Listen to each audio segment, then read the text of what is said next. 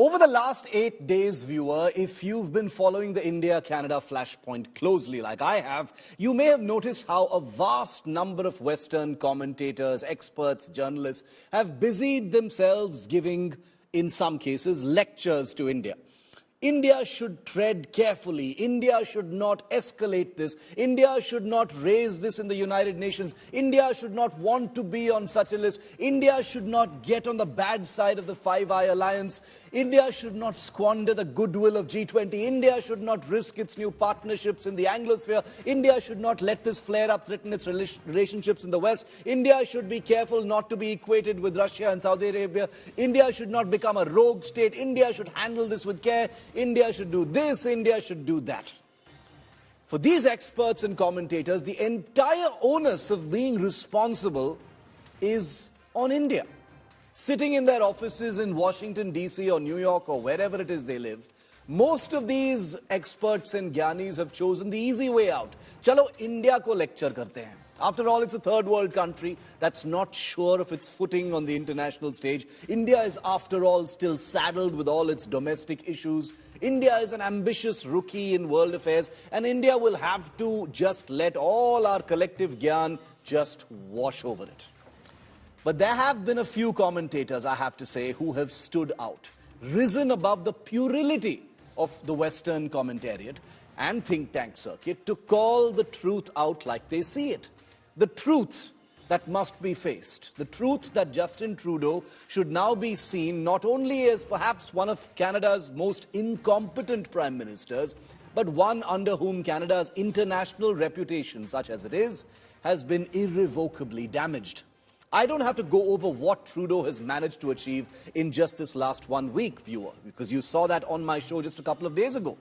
He has managed, however, to inflame India with his messy and still unsubstantiated claim on the killing of Hardeep Nijjar, the terrorist.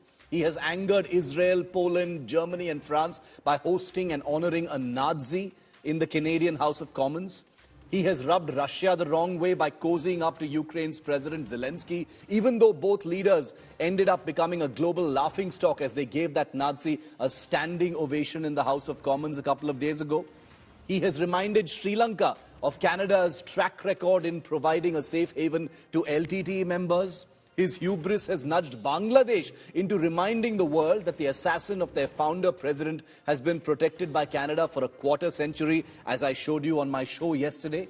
He has irked his Five Eyes alliance partners, the US, UK and Australia, by putting them in an awkward position, by putting them in a spot and asking them to take a stand against India, which they haven't and refuse to. Perhaps above all, however, as a result of this global campaign of self-humiliation, Trudeau has infuriated his very own country, Canada, the most.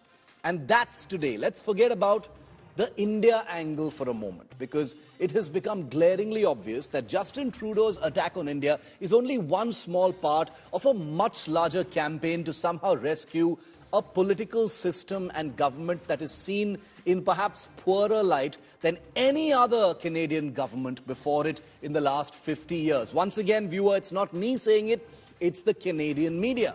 Vast numbers of Canadians now see their Prime Minister as someone who has diminished and damaged Canada's international reputation beyond measure. In his 8th year thus far as the Canadian Prime Minister, many prominent Canadian commentators see Trudeau as someone who has presided over a geographically giant nation, now seen as an international lightweight. A country without consequence. A country no longer taken that seriously in UN peacekeeping, not even considered in obvious groupings like the Quad, despite Canada being a Pacific nation, completely ignored on forums like the G20, militarily a nothing burger, and for all practical purposes, a flavorless, impactless, unmemorable state. Canada was still okay being an unmemorable, unexciting country.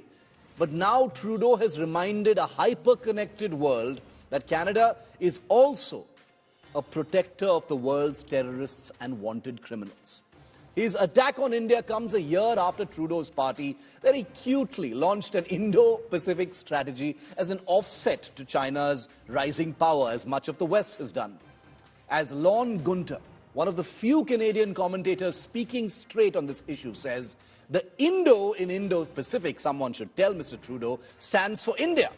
And Trudeau has completely blown that, leaving Canada without a major strategic partnership in Asia. Let that sink in. At some level, you've got to admire Justin Trudeau.